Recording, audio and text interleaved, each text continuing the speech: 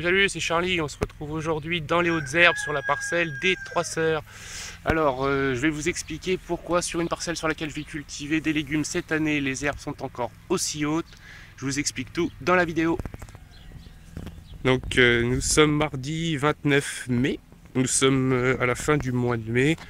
Voici la parcelle des Trois Sœurs.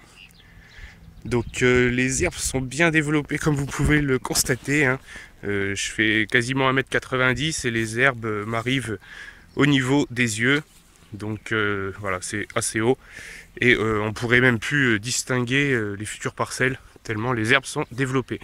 Alors je vous explique pourquoi je laisse mes herbes se développer aussi haut. C'est assez simple. L'année dernière, j'ai pas pu cultiver cette parcelle parce que j'ai fait autre chose et franchement je me suis pas du tout occupé de la parcelle. Je voulais y cultiver déjà l'an passé mes Trois Sœurs, hein, le maïs, les haricots et les courges. Et du coup, comme j'ai pas pu le faire, j'ai juste entretenu un tout petit peu ces trois parcelles là, sur laquelle j'ai juste fait, comme je vais vous expliquer aujourd'hui dans la vidéo, ajouter de la paille au fur et à mesure, enfin de la paille, du foin. Donc cette parcelle était une parcelle enherbée sur laquelle j'y ai simplement laissé pousser l'herbe un certain temps pour qu'elle soit assez haute, à peu près comme vous voyez à l'image. Et un jour j'ai décidé d'y cultiver des légumes. Donc je suis venu faucher, arracher, enfin enlever l'herbe, hein, tout simplement, que vous ayez des outils ou pas. Moi je l'ai fait à la main et je les ai déposés directement sur le sol. Donc avec le temps, ça s'est un petit peu décomposé, l'herbe a continué de passer au travers, et ça donne de nouveau ceci. Donc on va voir ce que ça donne au bout d'un an.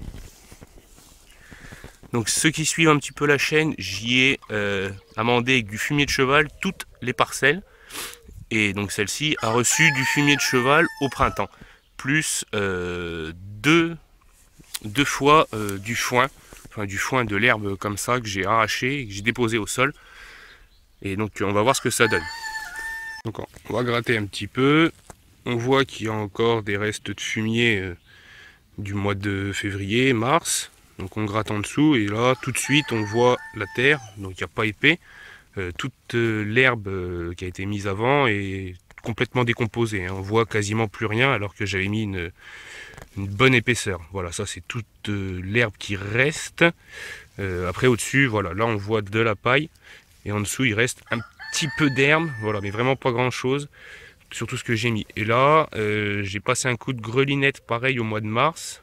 Donc la terre en surface, elle est jolie, elle est légèrement grumeleuse et on y rentre la main facilement, hein, comme d'autres parcelles que j'ai pu faire. Donc voilà, hein, j'ai pas creusé beaucoup. On a nos amis les travailleurs, les vers de terre. Donc ce ne sont pas les seuls, mais c'est ceux qu'on reconnaît facilement et qu'on peut voir facilement. Donc ça c'est une parcelle qui a un an de travail. Là on va aller voir une parcelle qui a été commencée au mois de février, juste avec du fumier de cheval. Donc là on est en face des parcelles où il y a juste eu du fumier de cheval cette année. Non pas celle du bout parce que j'ai déjà fait aujourd'hui, je vous la montre pas. Mais voilà, là on les distingue plus du tout, hein. L'herbe a totalement ou quasiment passé le fumier. Hein, voilà, il y a certains endroits où on voit quasiment plus rien. Mais on peut remarquer que les seules plantes qui passent au travers, ça reste des grosses plantes, des grosses racines, il n'y a pas de petites herbes. Voilà, donc là je connais pas tous les noms très bien encore, mais voilà, on peut voir des grosses racines telles que le pissenlit, voilà, il doit y avoir du rumex, après il y a des racines traçantes comme le trèfle, enfin voilà, des racines qui peuvent rester longtemps sous le paillage et traverser lorsque le paillage est un peu plus décomposé.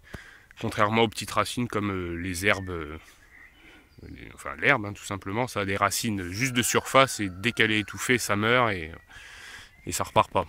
Ça repartira qu'avec des graines.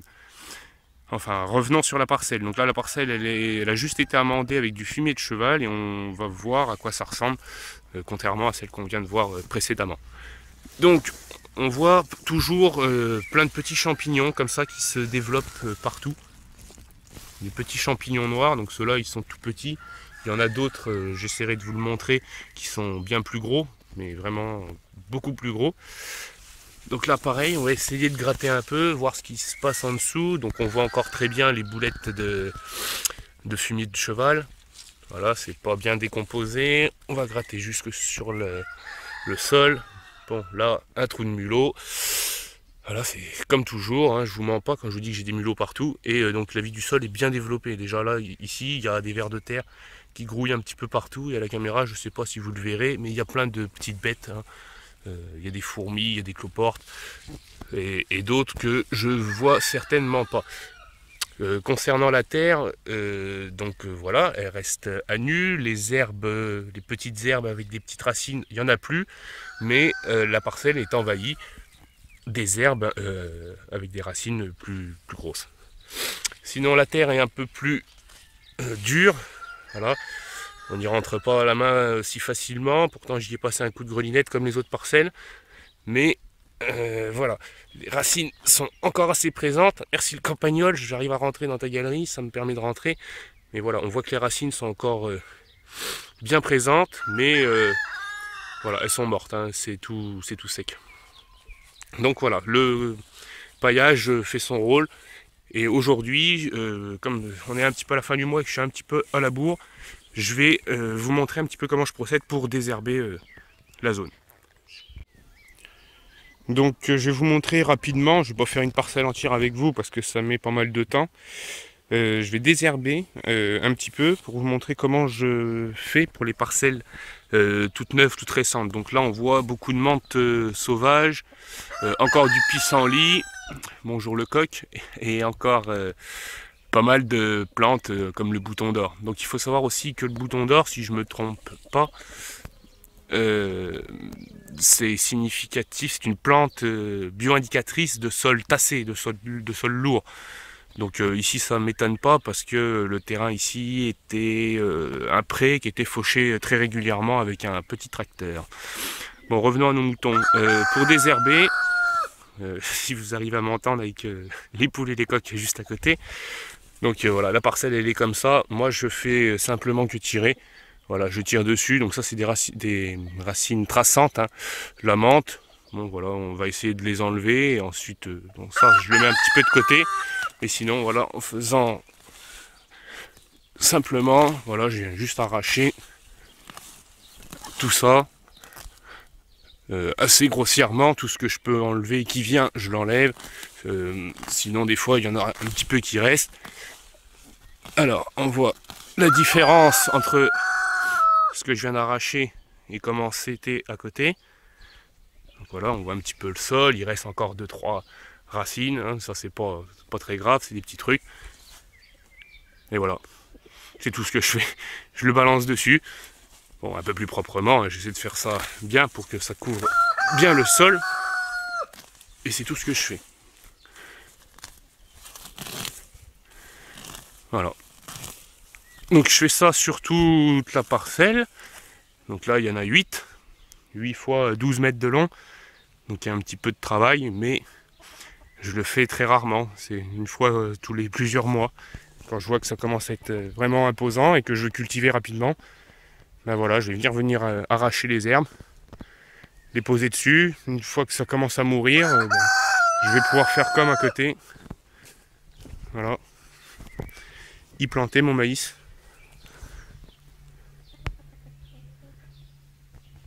Des petits maïs qui commencent à sortir. Donc, on n'entend que le coq. Bref, je suis pas en avance, hein. On est fin mai, les maïs devraient déjà être un poil plus grands. Parce que je devrais déjà y planter mes haricots au pied là bientôt, là, fin du mois, début juin, je voulais le faire, du coup ben, je vais repousser. Et les courges, ben, je vais les repiquer en espérant que ça ne gênera pas la croissance du maïs. Donc voilà, ça c'est une parcelle que j'ai fait aujourd'hui. C'était comme ça. Et ensuite, bah, ça ressemble à ça. Voilà, donc sur un an, il y a eu 2 ou 3 fois l'herbe arrachée comme je suis en train de vous montrer. J'y ai ajouté du fumier au mois de mars, oui tout à fait. Et voilà, aujourd'hui j'y rajoute encore les nouvelles herbes. Donc là je vais attendre la fin de semaine que les herbes sèchent un petit peu, que je différencie s'il y en a encore quelques-unes que j'ai oubliées, des grosses, et je viendrai y planter mon maïs.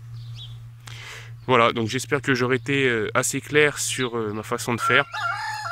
C'est une façon assez simple, je trouve. Il n'y a pas beaucoup de travail régulièrement. On vient de temps en temps arracher les grosses herbes, les faucher. Hein. Quand il y a une grosse parcelle, on peut faucher, ça va plus vite. On le dépose sur le sol, ça se décompose. Et voilà. Si vous voulez alimenter, un peu nourrir votre sol en matière organique, pour booster le sol, un peu de fumier, voilà. Du cheval, vous pouvez le mettre directement. Et sinon, le fumier de poule, le mieux, c'est de le faire composter au minimum 6 mois. Voilà, ce sont mes conseils du jour. Bon, je vous dis à très bientôt sur cette parcelle enherbée. Et je vous ferai la suite des 3 sœurs.